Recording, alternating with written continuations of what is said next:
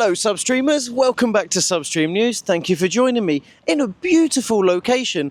There's like giant lizards, giant snails, and a giant Substream News presenter here to share the news with you today that Gen Z are having to turn down work because they can't afford uniform or commuting costs.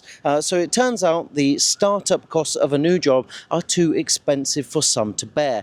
This is a big problem for the economy. Once upon a time, a single income could feed a family of four, pay all the bills, the mortgage, a car, holidays, the whole lot. Those times, well, they're still there, but in such a minority. But for let's just say those times are gone. The times we're in now is a time where 1 in 10 Gen Z report that they've had to turn down a job because they just can't afford to take the job.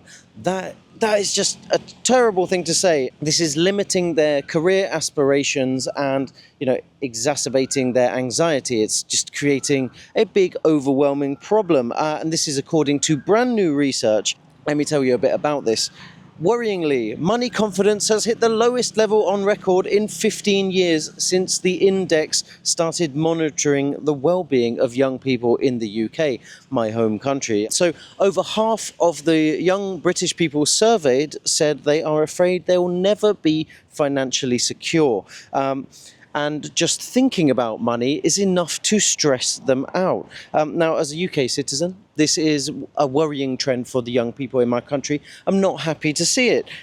There doesn't also appear to be a solution to this, apart from doing their best to improve the economy and helping young people transition into new jobs. I think companies should bear the financial burden of hiring new employees and not put it onto the staff. Now, we don't do politics here at Substream News, so I'm not going to delve deeper into the reasons why this has happened. I'm also not going to mention the big political news update that affects the whole world that happened this week. But you know what I'm talking about. Let's move on to the next story. And I'm going to find somewhere a little bit less noisy because a tuk-tuk just rode past so loud I couldn't hear myself think.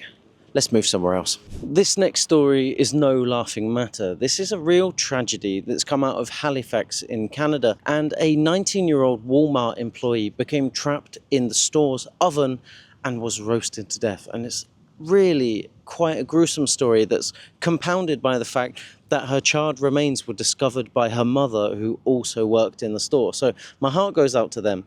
This is really, really, jarring story. Now, why is this such big news? It's because actually Walmart's ovens don't really permit this to happen. By design, they're designed to be safe. This has been proved various times on TikTok by fellow Walmart employees who wanted to show that you shouldn't be able to get trapped inside. The latch to open the door on the inside just requires the slightest pressure to open the door.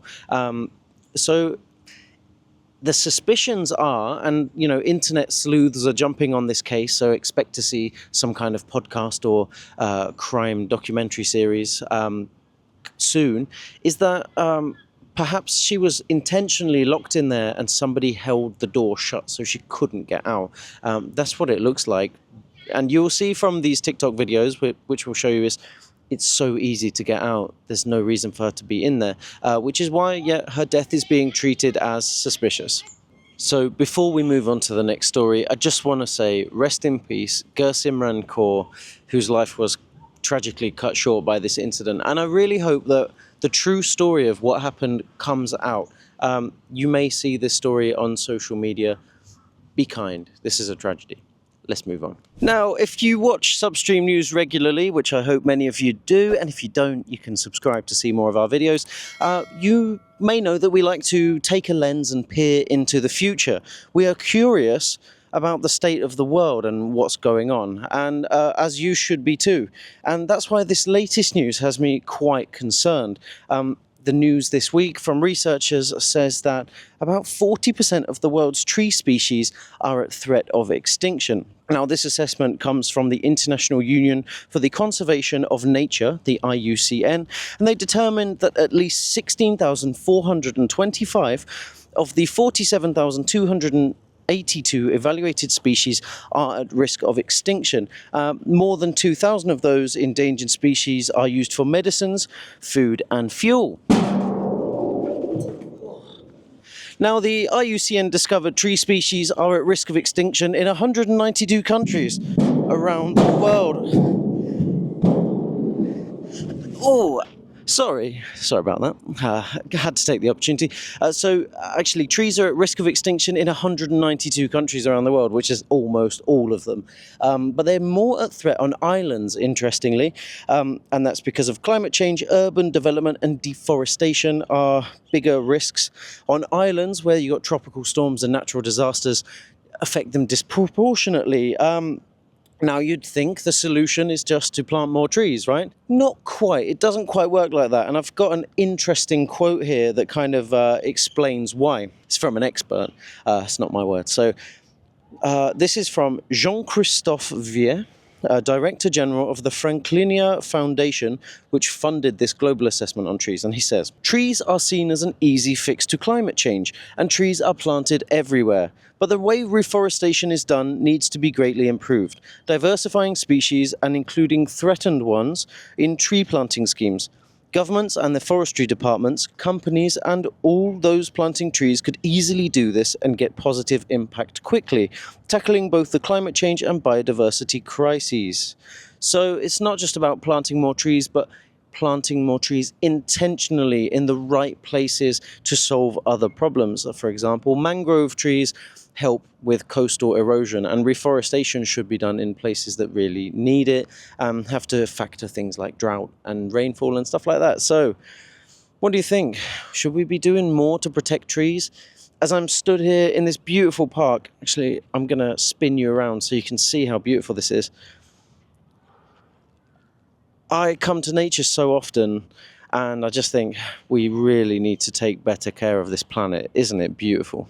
On to the next story, and a teenager in the UK, bizarrely, has tried to fundraise $1,300 in support of Al Qaeda. I apologise for my squinting. Somehow I forgot my sunglasses on this gorgeous day. So he was trying to support Al Qaeda and the Pakistani Taliban.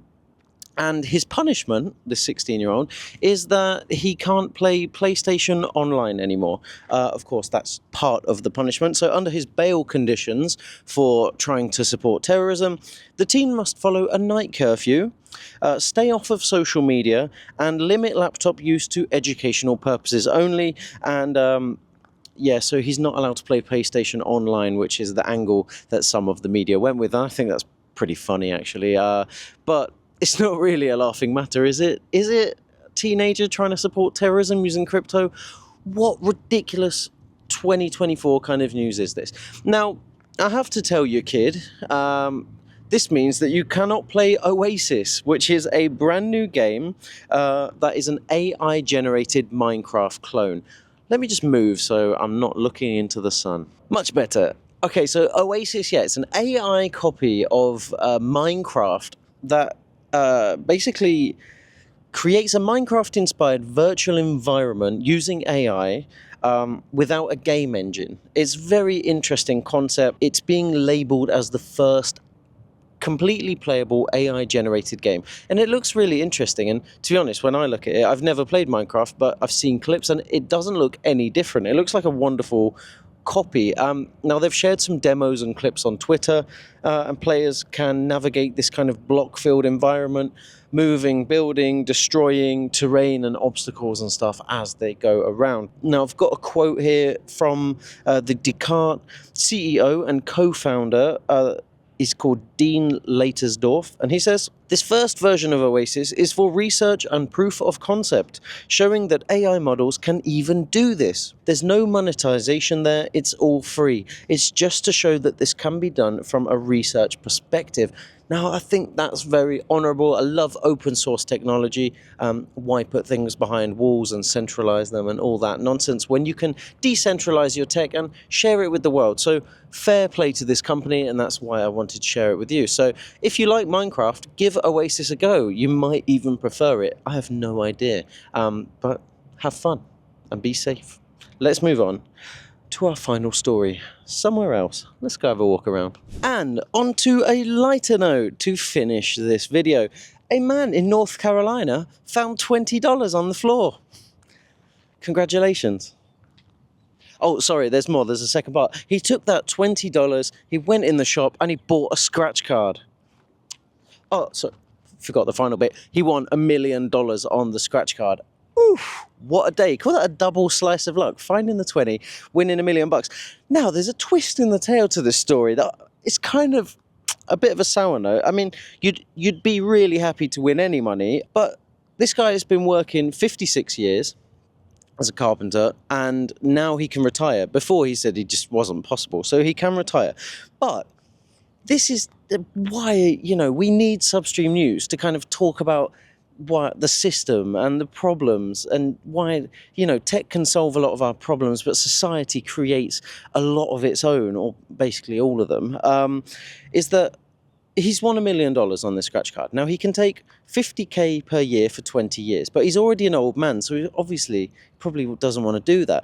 So he's actually opted for a 600,000 lump sum. So he's lost 40% just by opting to get it all in one go. Now, when you account for inflation, that might be fair, but